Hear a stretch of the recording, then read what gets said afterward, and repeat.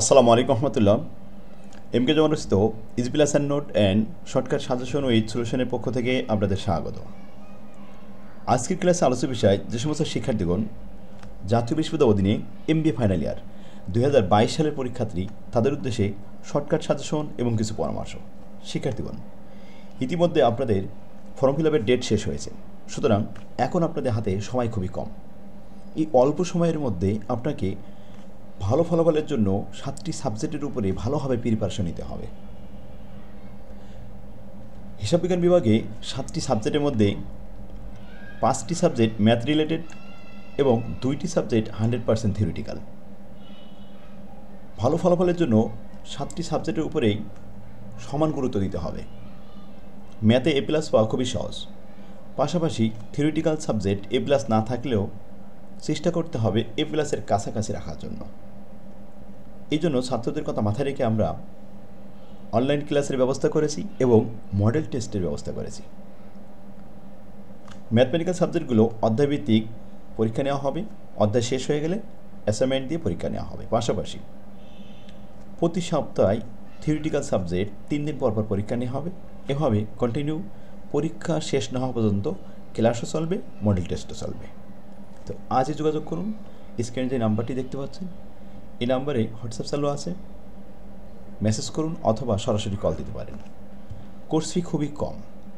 কোর্সে ভর্তি হলে আপনার 1 সেট বই ফ্রি দেওয়া হবে।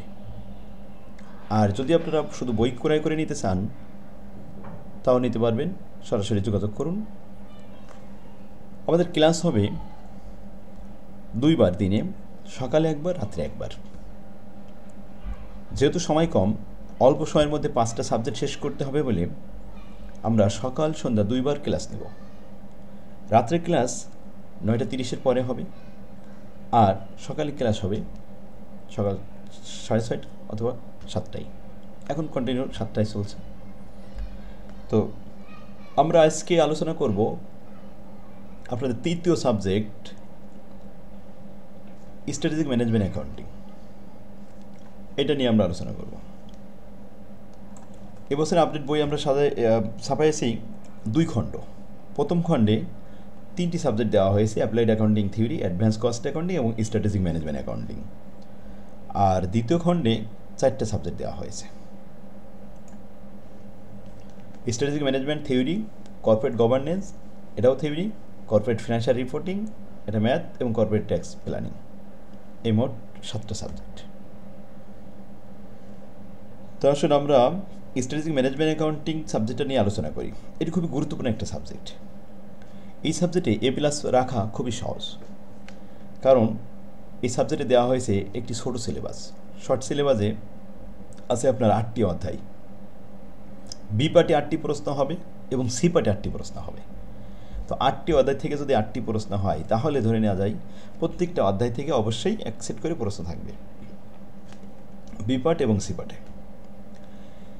ভালো ফলাফলের জন্য আপনাকে প্রত্যেকটা অধ্যায় ভালোভাবে করা লাগবে না। এখান থেকে বি পার্টে 5টা প্রশ্ন অ্যান্সার করতে হয়, তার ভিতরে 4টা ম্যাথমেটিক্যাল প্রশ্ন থাকে। যে অধ্যায়গুলো ম্যাথ রিলেটেড আমরা প্রথমে সেই অধ্যায়গুলো করব। বি পার্ট এবং সি পার্টেও ঠিক 50-50 ম্যাথ থাকবে। 4 সেট ম্যাথ থাকবে, 4 সেট থিওরি থাকবে। এ প্লাস পাওয়ার জন্য আপনি প্রথমে 4 সেট ম্যাথ সলিউশন করবেন। এই ম্যাথ 4টা সলভ করতে পারলে, নির্ভুল অ্যান্সার হলে, আর 1 সেট থিওরি লিখতে পারলে নিশ্চিত এ প্লাস থাকবে ইনশাল্লাহ। আমাদের স্টুডেন্টরা প্রত্যেকবারই অনেক ভালো করে। দেখবেন আপনি বিগত সালের রিভিউগুলো দেখেন, আমার প্রত্যেকে যারা পড়ছে তারা অনেক ভালো করছে আলহামদুলিল্লাহ। দেখুন 8টি অধ্যায়ের মধ্যে কোন অধ্যায়গুলো ম্যাথ রিলেটেড এবং গুরুত্বপূর্ণ। থিওরি লেখার জন্য আপনার প্রথম 1 আর 2 এই 2টা অধ্যায় পড়বেন। এখান থেকে 2 সেট থিওরি পাবেন। বি পার্ট এবং সি পার্টে কমন থাকবে 2 সেট থিওরি। এবার ম্যাথ 3 নম্বর অধ্যায়, বি পার্ট এবং সি পার্ট ম্যাথ কমন পাবেন এখান থেকে। 4 নম্বর অধ্যায়, এটা ম্যাথ। 5 নম্বর অধ্যায়, এটাও ম্যাথ। তাহলে 3, 4, 5 এই 3টা ম্যাথমেটিক্যাল অধ্যায়, খুবই সহজ অধ্যায়। আর অঙ্ক শুধুমাত্র করলেই হবে না, যেখান থেকে সেখান থেকে করবেন না, এলোমেলোভাবে বিশৃঙ্খলভাবে আপনি অঙ্ক করবেন না, অঙ্কগুলো করবেন ফরম্যাট আকারে, নিয়ম অনুযায়ী। কয়টা নিয়ম আছে, কোন অধ্যায়তে কয়টা নিয়ম আছে, এটা আগে জানতে হবে। ঠিক আমি ফরম্যাট আকারে সুন্দরভাবে গোছাই দিয়েছি আমার বইতে। আপনারা যদি অন্য বই কিনেও থাকেন, তারপরেও আপনাদেরকে আমি অনুরোধ করব আমার বইটা সংগ্রহ করুন। সামান্য কয়েক টাকার জন্য আপনি ক্যারিয়ারের সবথেকে গুরুত্বপূর্ণ সার্টিফিকেট হলো মাস্টার্সের সার্টিফিকেট। শেষ ভালো যার, সব ভালো তার। অতএব মাস্টার্সে অবহেলা করা যাবে না। যে টাইম আছে এই টাইমে আপনি প্রাইভেট পড়তে না পারলেও আপনি আমার বইটা সংগ্রহ করুন, অনেক ভালো রেজাল্ট করবেন ইনশাল্লাহ। তো আসুন 3, 4, 5 এই 3টা অধ্যায় ম্যাথ আছে, এই 3টাও ভালো করে করতে হবে। পাশাপাশি 7 নম্বর অধ্যায়, 7 নম্বর অধ্যায় থেকে 2 সেট প্রশ্ন আসে। 7-এর 1, 7-এর 2 আলাদা করে দিয়েছি। ব্যাস, এই ছিল আমাদের সিলেবাস নিয়ে শর্টকাট আলোচনা। এবার আসুন সাজেশন দেখি। সাজেশনের পেজ নম্বর সহ আমি এখানে দিয়েছি, দেখুন।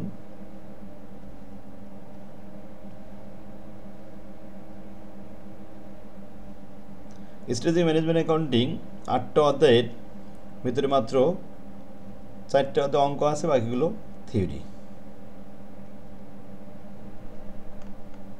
এই যে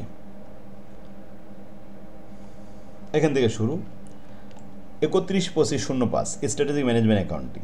প্রথম অধ্যায়টা 100% থিওরি, সব থিওরি পড়া লাগবে না। 1 নম্বর ফরম্যাট থেকে 2টো থিওরি পড়বেন, 2 নম্বর ফরম্যাট থেকে 3টে থিওরি দিয়েছি, আর 3 নম্বর ফরম্যাট থেকে 2টো থিওরি দিয়েছি, 4 নম্বর ফরম্যাট থেকে মাত্র 1টা থিওরি দিয়েছি।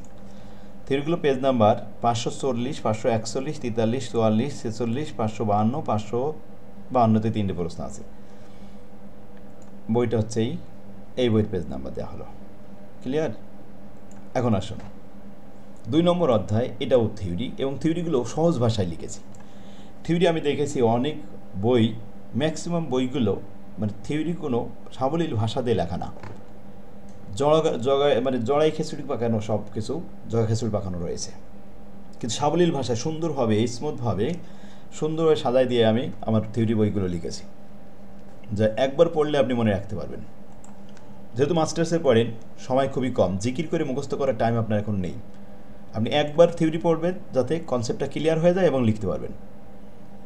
তাই আপনারা যদি অন্য রাইটার, অন্য কোনো গাইড এই সমস্ত কিনে থাকেন, তাহলে পাশাপাশি আমার বইটা আগে সংগ্রহ করুন, তুলনা করতে পারবেন। এখন আসুন, ভালো ফলাফলের জন্য প্রথম শর্ত হলো একটা ভালো বই।